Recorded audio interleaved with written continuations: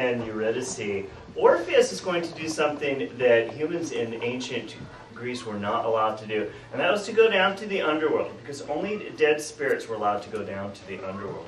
He has a very, very good reason for wanting to go down there, and we'll see if he makes it back out.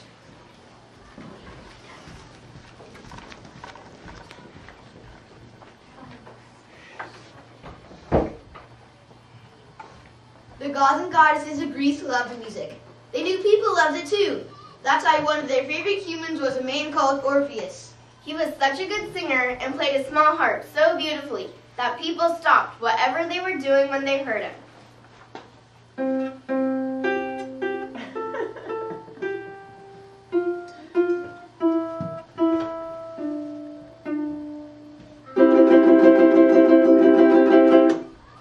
Animals stopped right in their tracks when they caught just one of the notes he played. Flowers and trees turned away from the sun if it meant they could hear his music. Even rough seas were known to become calm at the sound of Orpheus's music making. But even famous musicians get lonely. One day Orpheus married one of his biggest fans, a beautiful woman named Eurydice. The music must be just right for our wedding day. I'm sure whatever you play will be fantastic. For you, my dear, it must be the best I have ever played.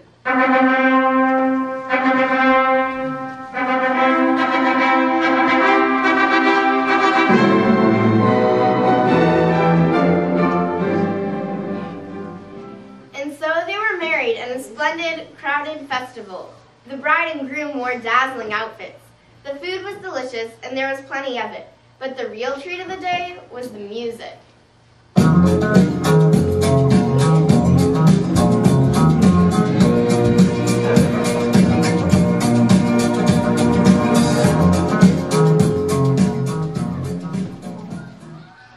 Orpheus played such sweet love songs to his bride that all the wedding guests were filled with joy. Young guests fell in love with their dates if they weren't in love already. Older guests relived how they felt on their wedding days. No one wanted Orpheus to stop singing. My voice is going. I'll be back after a short break. No, please don't stop. Just one more song, please. No, 2 more songs. Other people in the room started shouting. Shoving matches even broke out over song selections. The once joyful crowd had become very grumpy indeed.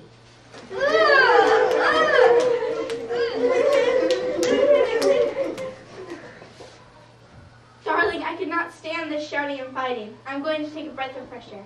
Good idea. Come back in a few minutes and I'll start playing again. That'll quiet them down.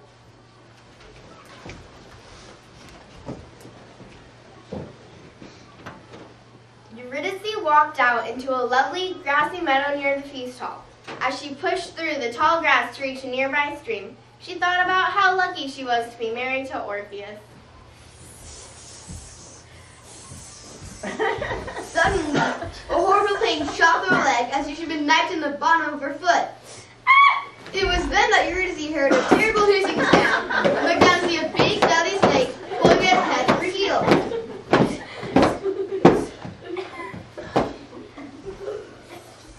Death would soon take this beautiful, unlucky bride down to the deep, dark kingdom of Hades, the underworld. Back at the party, Orpheus was wondering what happened to Eurydice. Where's my lovely bride? I want to play her a song I just wrote for her. Orpheus, something terrible has happened. Orpheus's blood ran cold, knowing from the look on the guy's face that something awful had happened to Eurydice. For days and weeks, Orpheus mourned the death of his bride.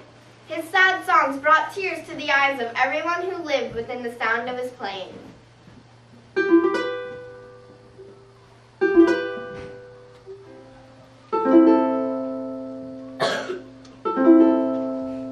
But then one day there was silence. Silence because Orpheus was thinking of how he could see Eurydice once more. I can't stand this. I can't live without Eurydice. I'm going to find her. Find her? What do you mean? I'm going to the underworld to bring her back. Are you crazy? How are you going to fight Hades and all the other spirits that help him guard the underworld? I'll use my music to bring Eurydice back. So Orpheus, armed only with his harp, set out to bring his bride back from the land of the dead. He went to a famous cave led to the underworld and entered it. Down, down, down he traveled. The tunnel became darker and darker until he started to see the glimmer of a torch in the distance. He had come upon Karen, the boatwoman who carried spirits of the dead across the poisonous river Styx and into the kingdom of Hades. Hello, I'm trying to get to Hades. Could you help me? Where's your gold coin? You mean there's a fee to get in? Of course. Greeks put a gold coin under the tongue of those who are dead. I'm the one who collects the coin. Now pay up. But I'm not dead. Yeah, that's what they all say. You'll get used to it. No, it's true. I'm a musician. I've come to take my life back from the dead. Are you mad? Forget about it. Do you know how much trouble I'd get in if Hades knew I let a living soul into his kingdom? Maybe he would make an exception. Ha, no way. He's a very touchy guy. Why? He and his brothers, Zeus and Poseidon, love to gamble. Once they were arguing who controlled the different parts of the universe, so they decided to settle the question. Zeus won big and got the heavens. Poseidon got the land and the sea. Hades, the big loser, got stuck with the underworld. He's been upset ever since. Karen crossed her arms and wouldn't budge. After a few moments of tense silence, Orpheus took out his harp and began singing about a gently flowing river. The song charmed the crusty old boatwoman. Row, row, row your boat gently down the stream. Merrily, merrily, merrily, merrily, life is but a dream. Your song reminds me when I was a young girl just starting out in the boat business. Come along then, I'll carry you across the river, but I'm warning you won't get past Cerberus on the other side. Cerberus? That's a three-headed dog Hades keeps chained up at the entrance to his kingdom. He has 3 pairs of teeth to tear apart any trespassers. Even before they got to the far shore, Orpheus heard the fierce dog snarling at him. Woof, woof. The dog's bark sounded 3 times meaner than the meanest dog in the upper world. By the time Karen pulled up on shore, though, Orpheus knew what to do next. He made up a quick song about dogs, about puppies running through the fields and hunting dogs chasing rabbits through a forest. Who let the dogs out? Who let the dogs out? Who let the dogs out? Who let the dogs out? The beast stopped growling and started wagging his tail. Orpheus calmly passed through the gate and into Hades' kingdom. When Hades walked by Cerberus, he gave Orpheus a lick, or really 3 licks from his 3 tongues. Ew! It licked me!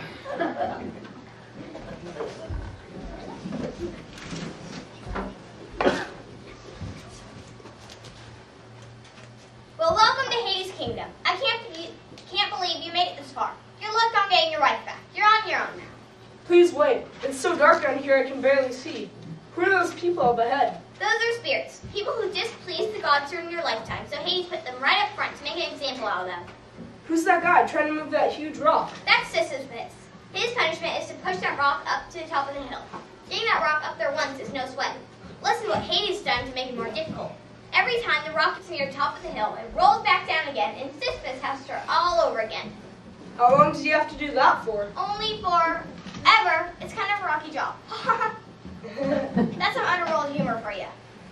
I'm tired. Good. This is boring. Keep working. Can I go to the bathroom? No. What about that guy over there, floating in that pond, right underneath those beautiful fruit trees? That's Tantalus. Hades has made him both hungry and thirsty. Why didn't he just take a drink of water or grab a piece of fruit? Watch. Every time he bends his head to take a sip of water, all the water disappears from the pond.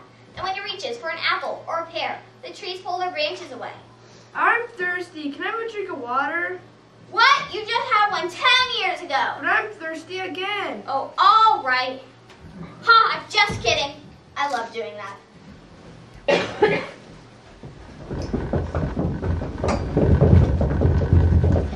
Hey, what's that rumbling sound? It's getting louder and louder. That's Hades. He's heard you're in his kingdom, and by the sound of it, he's not very happy. Good luck, but don't tell him I helped you. Goodbye. Orpheus was alone. The rumbling grew louder. A great black storm cloud surrounded him.